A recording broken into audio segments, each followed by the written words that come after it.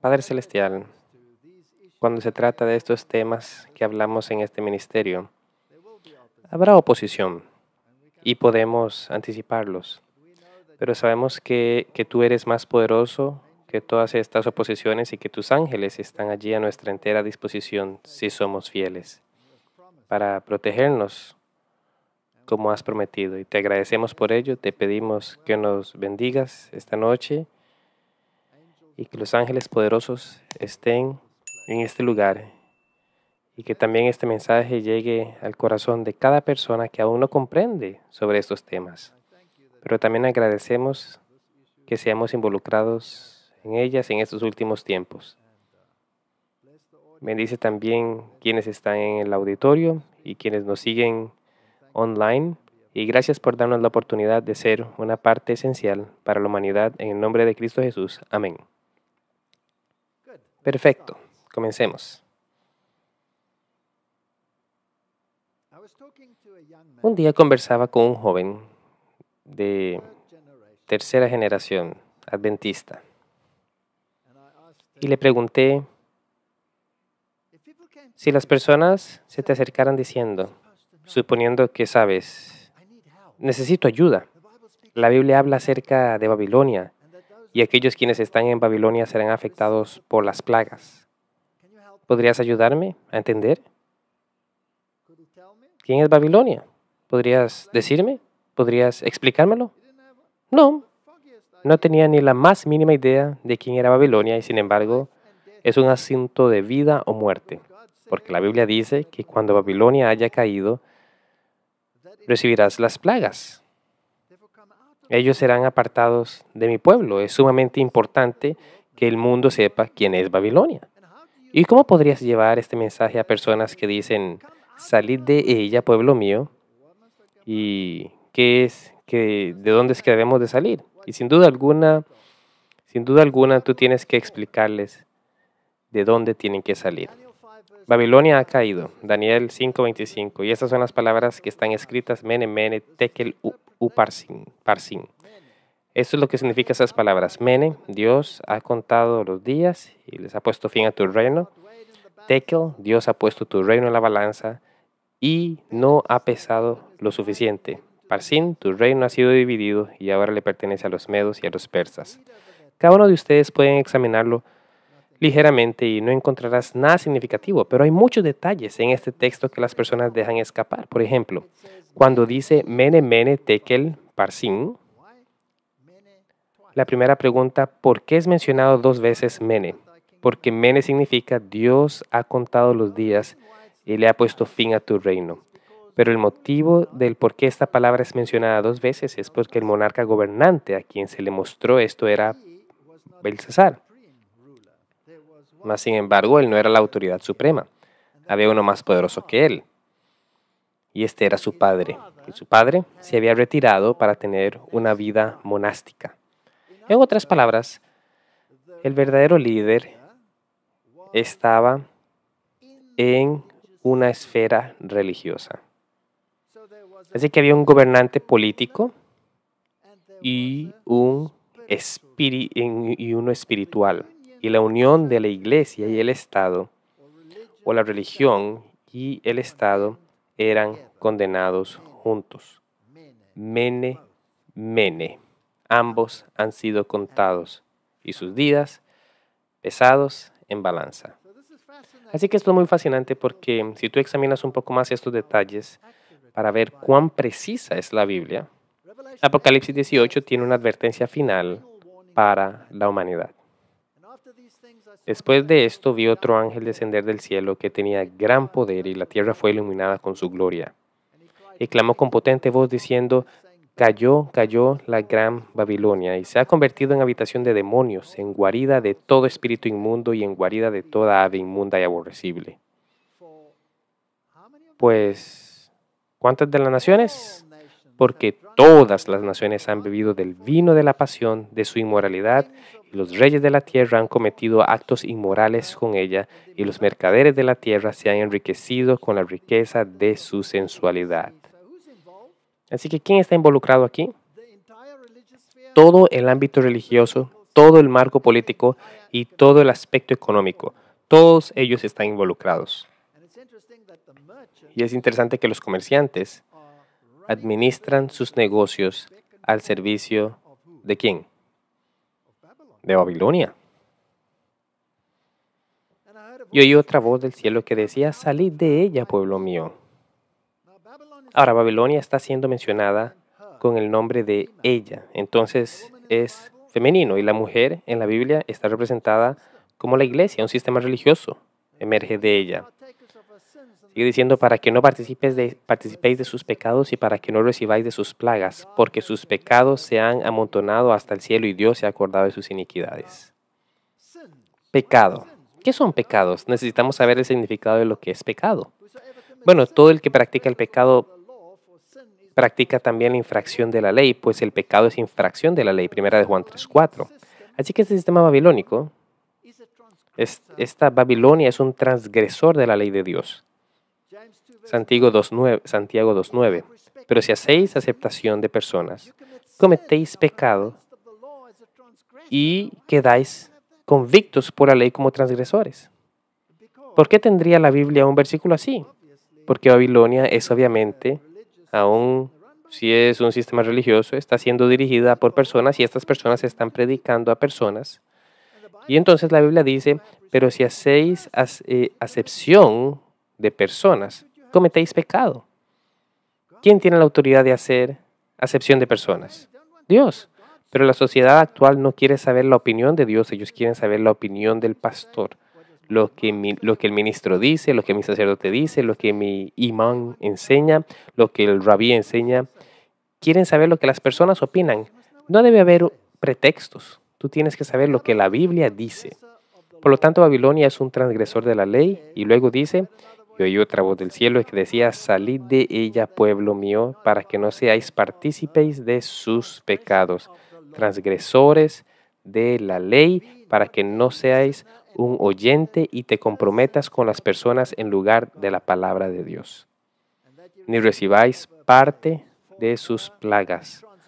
Por ella, por sus transgresiones y su gente involucrada en vender esta información. Porque sus pecados han llegado hasta el cielo y Dios se ha acordado de sus maldades. Esto es lo que dice. Eso es lo que entendemos. Así que no tenemos que adivinar que esto involucra Babilonia. Y ahora, asegurémonos, ¿quién es Babilonia?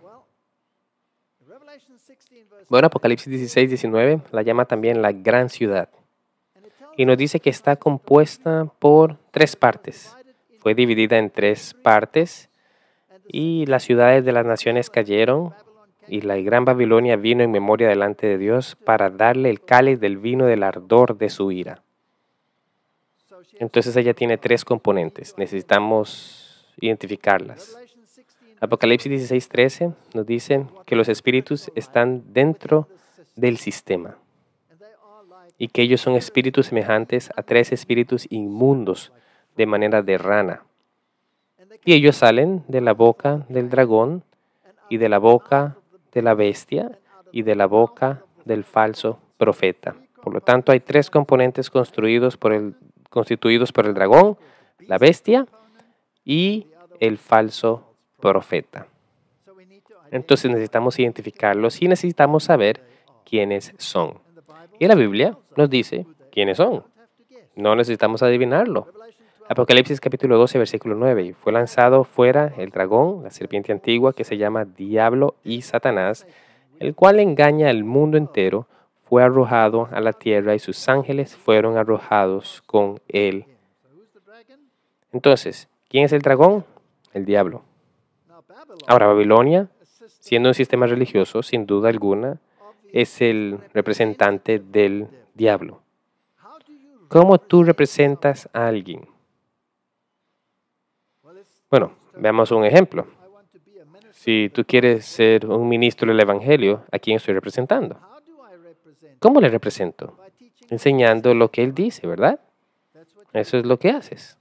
Por lo tanto, si un grupo de personas u organizaciones predican lo que el diablo dice, entonces ellos son parte del sistema del dragón. ¿Me hago entender? Es lógico, ¿no? Por lo tanto, necesitamos saber qué es lo que el diablo enseña. Así que entonces vamos a Apocalipsis capítulo 12 y versículo 9 y vemos que el diablo, Satanás, es quien engaña al mundo entero. Pero tú solo engañas a alguien con palabras. Juan 8:44 nos dice, vosotros sois de vuestro padre el diablo. Jesús hablando a los fariseos dice aquí, y los deseos de vuestro padre queréis hacer. Él ha sido homicida desde el principio y no ha permanecido en la verdad. Ahora sabemos que él es un mentiroso y él no dice la verdad. Y sigue diciendo porque no hay verdad en él. Cuando habla mentira, de suyo habla porque es mentiroso y padre de mentira. Por lo tanto, si quiero saber cuáles son sus mentiras, necesitamos ir al Génesis y ver lo que él ha dicho. Y leemos entonces en Génesis capítulo 3 y versículo 4. Entonces la serpiente dijo a la mujer, no moriréis. Considerando que Dios había dicho, ¿se recuerdan? Que moriría. Entonces está mintiendo, porque está diciendo que no vas a morir. Versículo 5, sino que sabe Dios el día que comas de este árbol, serán abiertos vuestros ojos y seréis como Dios. Mentira número 2, sabiendo el bien y el mal. Así que la tercera mentira. Así que la primera mentira es la inmortalidad.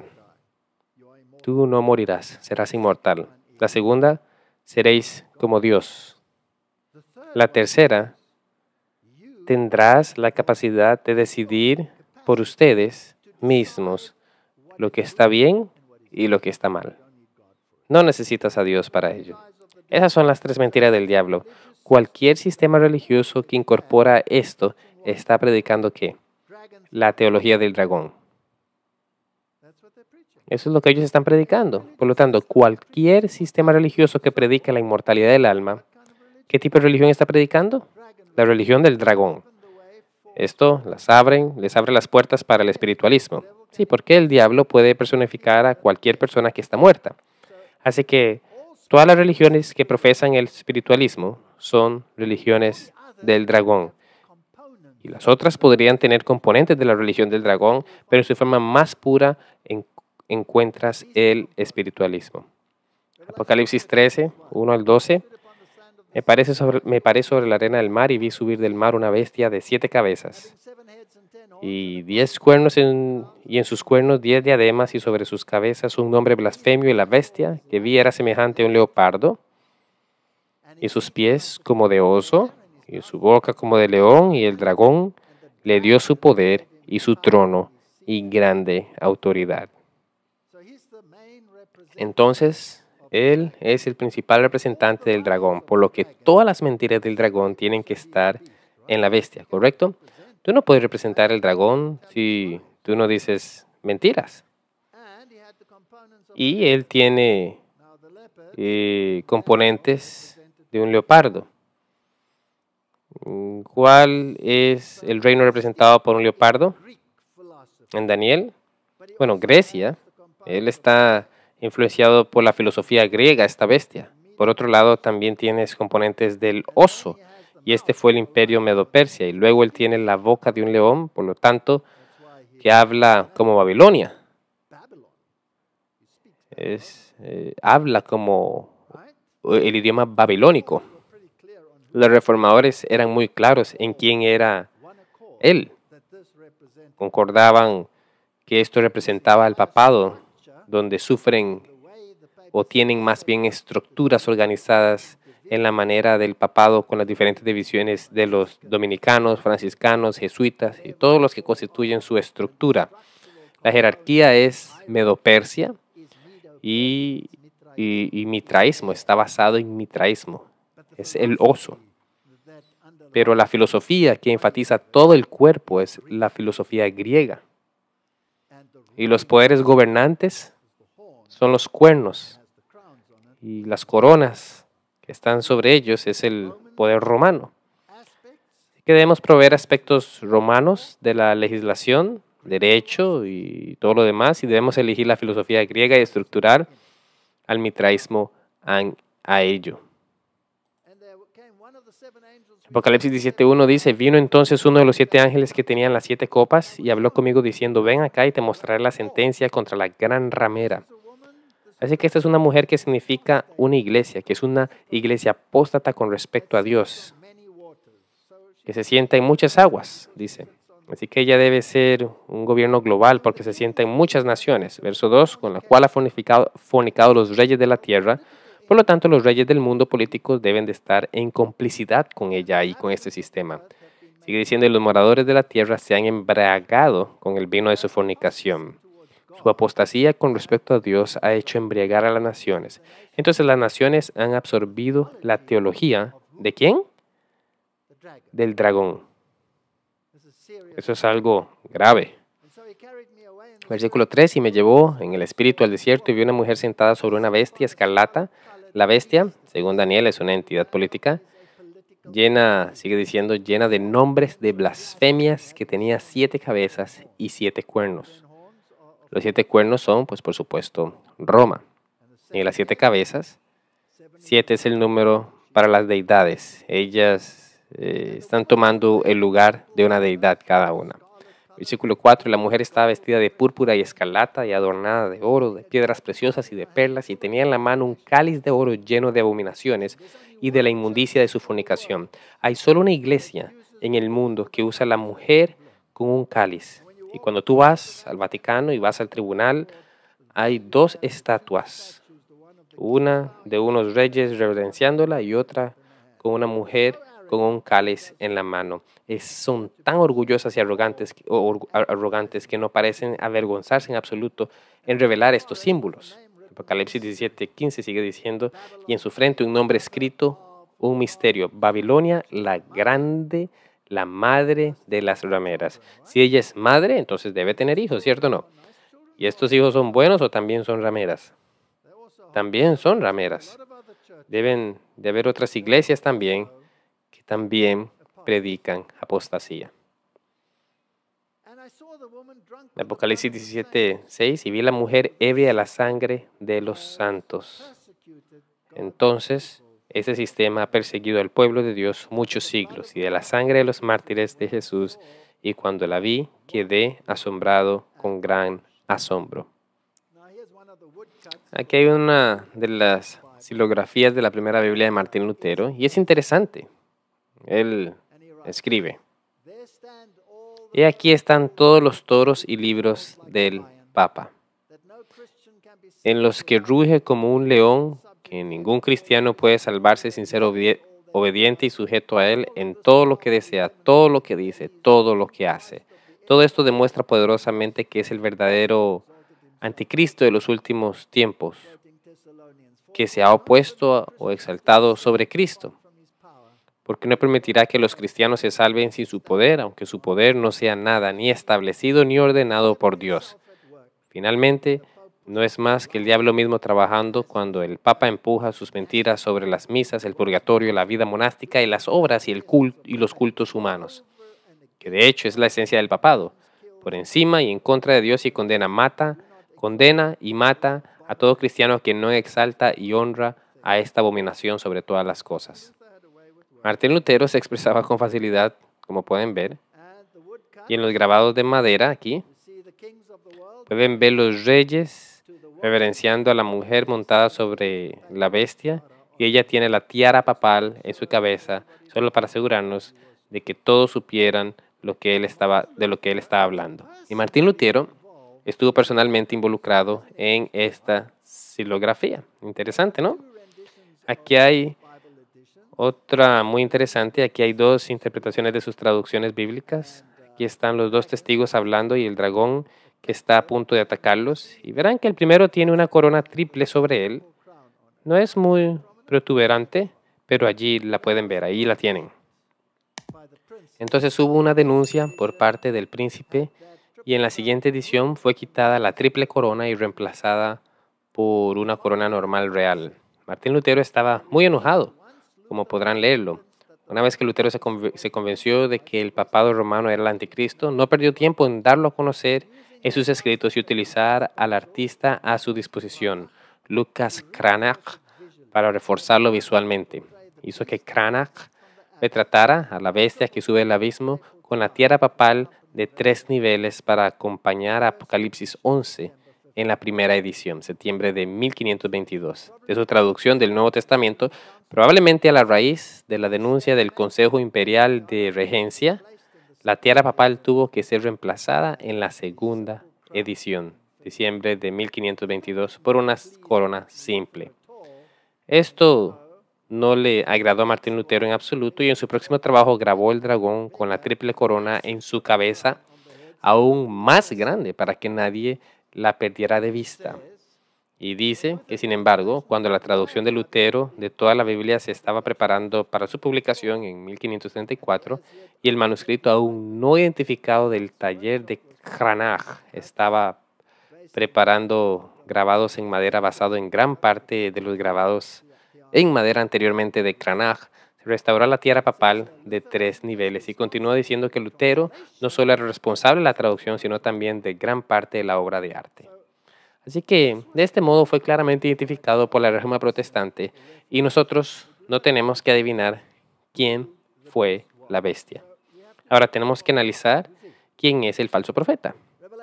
Apocalipsis 19:20, y la bestia fue apresada y con ella el falso profeta que había hecho delante de ella las señales con las cuales había engañado a los que recibieron la marca de la bestia y habían adorado su imagen. Estos dos fueron lanzados vivos dentro de un lago de fuego que arde con azufre. Así que sabemos que esto debe ser una institución terrenal porque justo con la bestia y el poder papal serán destruidos cuando el Señor Jesús lo destruye con fuego desde el cielo. Sin embargo, el dragón no está allí porque él no es destruido durante el milenio, ¿cierto? Él está vivo. ¿Y quién es este falso profeta? Por lo tanto, la segunda bestia de Apocalipsis 13 nos dice cuáles son sus características. Apocalipsis 13:11, después vi otra bestia que subía de la tierra y tenía 2 cuernos, semejantes a los de un cordero, pero hablaba como dragón. Y ejerce toda la autoridad de la primera bestia en presencia de ella, y hace que la tierra y los moradores de ella adoren a la primera bestia, cuya herida mortal fue sanada. También hace grandes señales de tal manera que aún hace descender fuego del cielo a la tierra delante de los hombres. Y engaña a los moradores de la tierra con las señales que se le ha permitido hacer en presencia de la bestia. Entonces aquí encontramos un cordero vestido como bestia, y es decir, un sistema político con 2 cuernos. ¿Y qué son estos cuernos? Primero veamos qué significa en el caso de Babilonia. Eran asuntos religiosos y de Estado. Y estos dos vienen juntos nuevamente. El siguiente componente es que les engaña a los moradores de la tierra con el fuego del cielo. Ahora, ¿qué significa el fuego del cielo? El fuego del cielo es el falso derramamiento del Espíritu Santo. ¿Qué sucedió cuando los discípulos recibieron el Espíritu Santo? ¿Se acuerdan? Vinieron lenguas de fuego. Así que, ¿cuál organización emerge de la segunda bestia con sus componentes? Cuando tú lo estudias, no podemos hacerlo esta noche porque nos llevaría toda la noche. Podemos ver que surge cuando la primera vez y recibe la herida mortal y el animal exacto o criatura que emerge en el tiempo del sistema político con los Estados Unidos de América. Estados Unidos de América vende una religión al mundo que está fundamentada en el fuego del cielo. Pues por supuesto que sí, salvo que es un fuego falso. Un fuego falso. ¿Y por qué? ¿O cómo sabemos más bien que es un fuego falso? Porque no está en armonía con la palabra de Dios, está en armonía con algunos criterios del dragón y está enseñando por sobre todas las cosas inmortal del alma y enseña que no hay lo. Ahora, falsos movimientos proféticos institucionalizados, pues por supuesto que son parte de un sistema. Si es verdad, si es protestante. América o Estados Unidos con todas sus afiliaciones religiosas representa esta bestia. Entonces habrá muchos falsos profetas. El término de falso profeta puede aplicarse a personas, pero también a instituciones.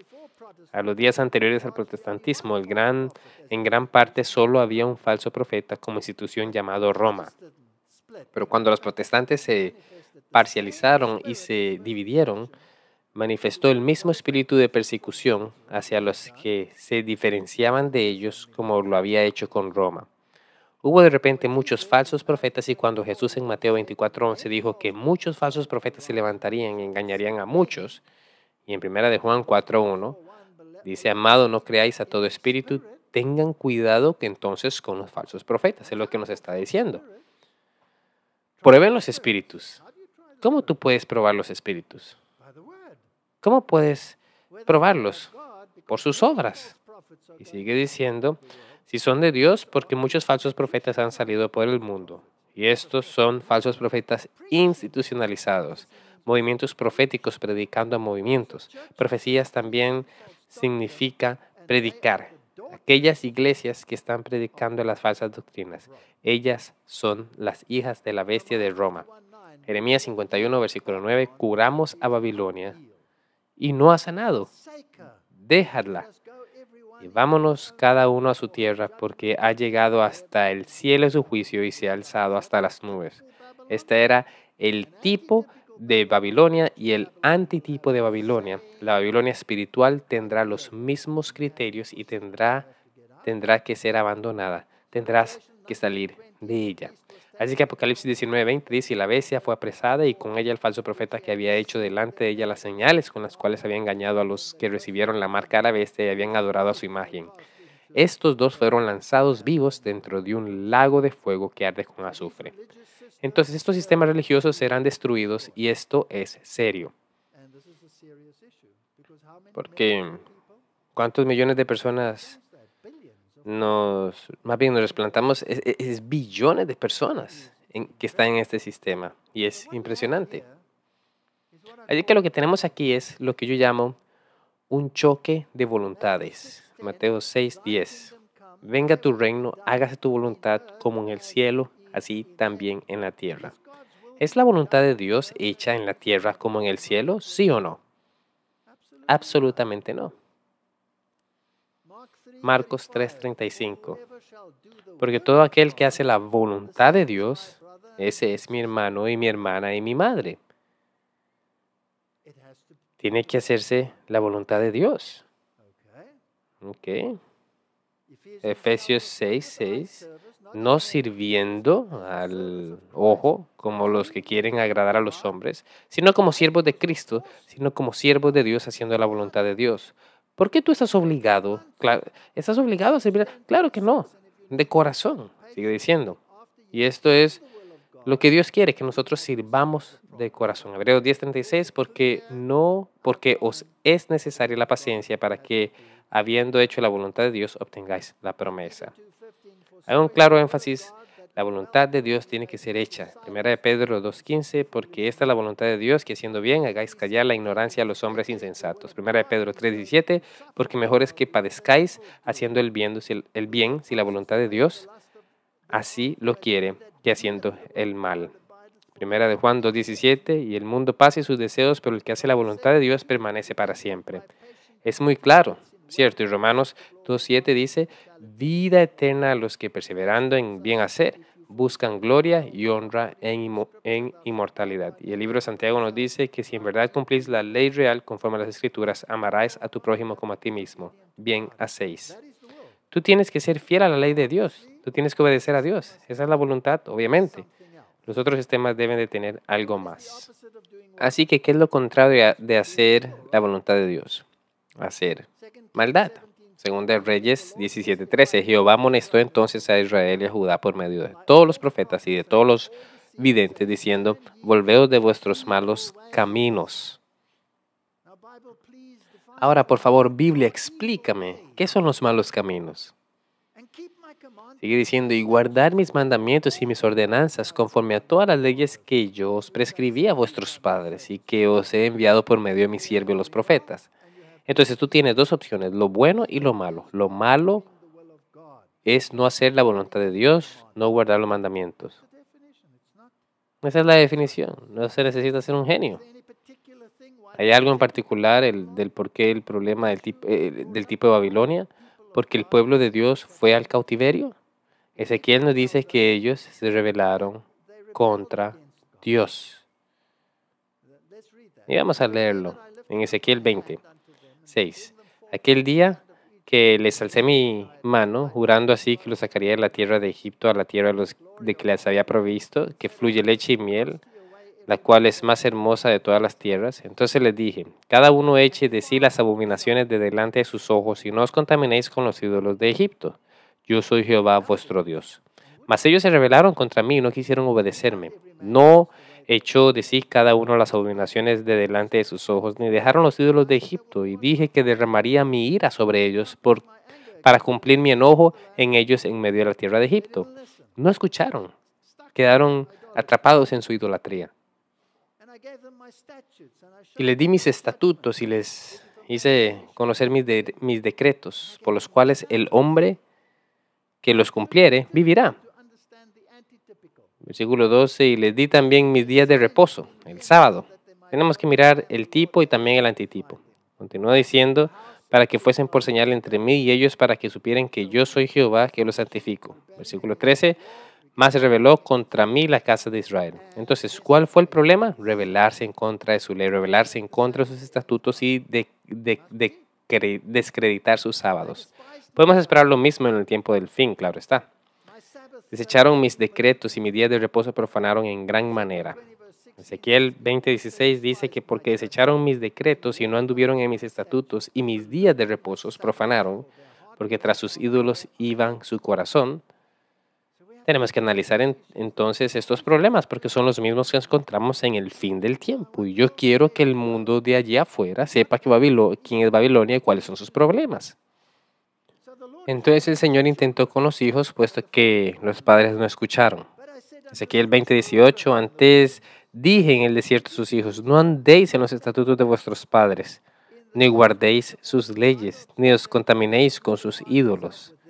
Yo soy Jehová vuestro Dios, andad en mis estatutos y guardad mis preceptos y ponedlos por obra, y santificad mis días de reposo. ¿Acaso cambió con los hijos los mismos requerimientos? Y sean por señal, sigue diciendo, entre mí y vosotros, para que sepáis que yo soy Jehová vuestro Dios. Mas los hijos se rebelaron contra mí, no anduvieron en mis estatutos, ni guardaron mis decretos para ponerlos por obra, por los cuales el hombre que los cumpliere vivirá. Profanaron mis días de reposo. ¿Ok? ¿Va a suceder nuevamente? Claro que sí. Claro que sí. Las consecuencias van a ser exactamente las mismas. Ahora acá tengo una pregunta. ¿Cuán importante es que la ley de Dios debe ser conservada? ¿Cuán importante es la ley?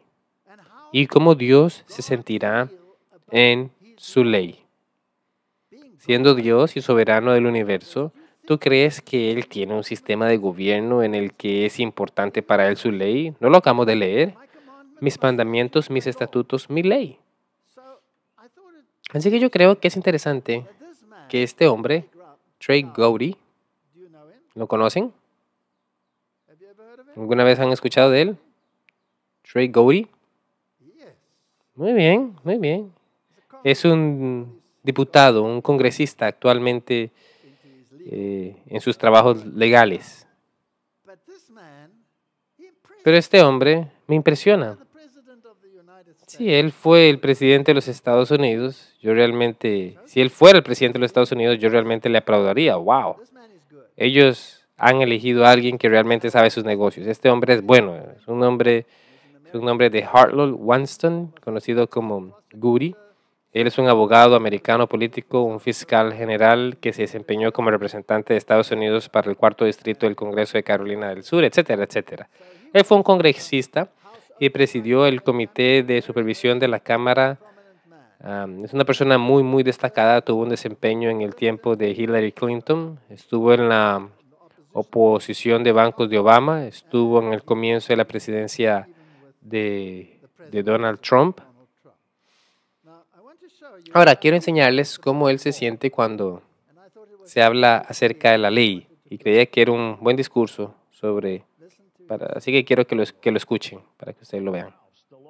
La ley es la razón del por qué existimos. No existimos para pasar ideas o para pasar sugerencias.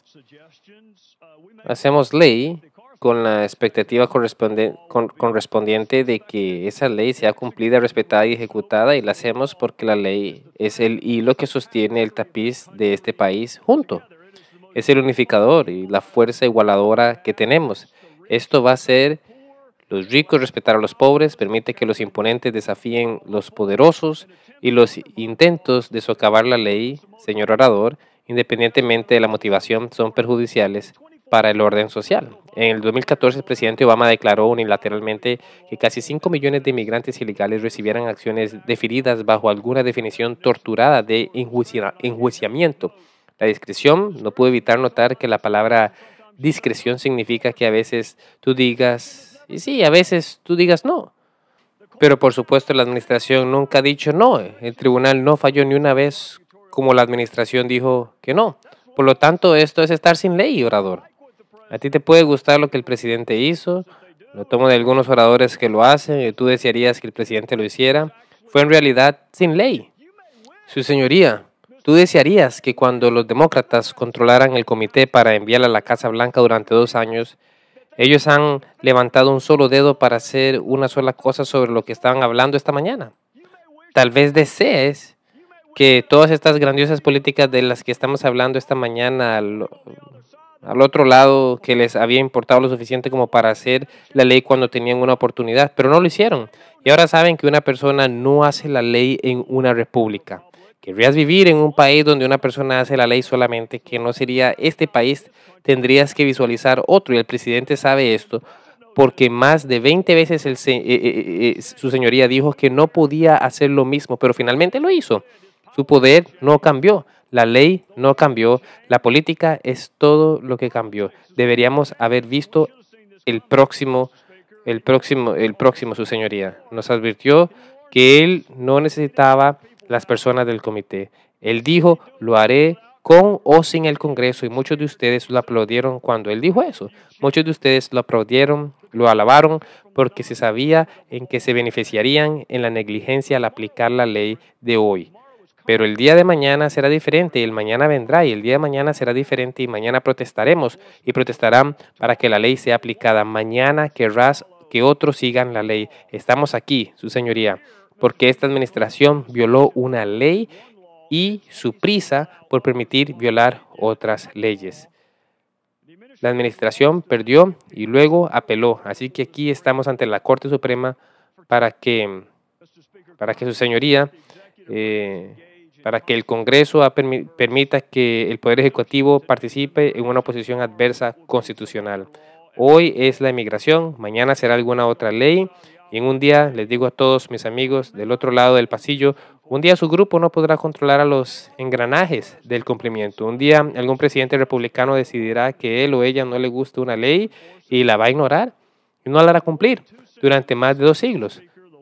Su señoría, la ley ha sido más importante que cualquier otro tema político y ha sido más importante que cualquier elección. Ha sido más importante, francamente hablando, de que cualquiera de nosotros. Nos une, nos fortalece en las virtudes que apreciamos como la equidad y la igualdad y la justicia y la misericordia.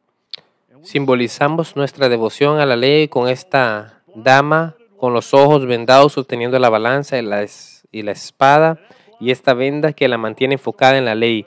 Pero yo quiero que ustedes entiendan, su señoría, y todos aquí, una vez que se quita la vendadura, será para siempre. Podrías ponértela de nuevo, pero se ha ido, porque una vez que tú debilitas la ley, te deseo buena suerte para volverla a poner junta. Así que una vez que decidas que ver algunas leyes que valen la pena para cumplir y otras no, una vez de que tú decidas que algunas leyes valen la pena seguir y otras no, tú las has debilitado. Tú las has debilitado para siempre. Permite decirle esto, les diré, su señoría, que no se necesita valor para seguir una ley que te guste. Lo que nos hace valientes y nos hace diferentes es lo que es seguir las leyes, aun cuando no nos gustan, y luego nos esforzamos para cambiarlas legalmente. Ese es el poder y la fragilidad de la ley, pero una vez abandonada se debilita a los ojos de quienes la siguen, Y le diré, su señoría, en conclusión, el juramento de ciudadanía que demanda que los nuevos ciudadanos tomen su ciudadanía. ¿Puedo tomar 45 segundos más de los tuyos? Puedes tomar 2 minutos. Puedes tomar 2 minutos más. Gracias, su señoría. En el juramento de ciudadanía que requerimos para ser nuevos ciudadanos, estoy seguro que su señoría ya lo sabe y tal vez algunos de mis colegas aquí en la sala lo saben bien, pero este juramento referencia a la ley 5 veces distintas. 5 veces distintas a lo que llamamos ley en el mismo juramento que queremos para los nuevos ciudadanos. 5 veces en un solo párrafo, su señoría. Buena suerte, su señoría, explicando el por qué los nuevos ciudadanos deberían seguir las leyes cuando los que estén en el poder no tienen que hacerlo. Buena suerte, su señoría, explicando las diferencias entre anarquía y el fracaso total para hacer cumplir la ley simplemente porque no te gusta. Buena suerte, frenando al próximo presidente de ignorar una ley que a él o a ella no le gusta. Si el presidente puede elegir qué leyes le gusta, entonces el resto de nosotros también. Y ustedes han perjudicado la misma cosa que nos une. Tengan cuidado de lo que hacen hoy, porque el mañana está a las puertas. Con esto concluyo. ¿Fue eso excelente o estuvo excelente? A mi concepto creo que fue excelente. Ahora, si él se siente acerca de una ley terrenal de esta manera, que están defectuosas, ¿cómo crees que se siente Dios acerca de su ley? Buena suerte si crees que puedes romper la ley de Dios. Buena suerte.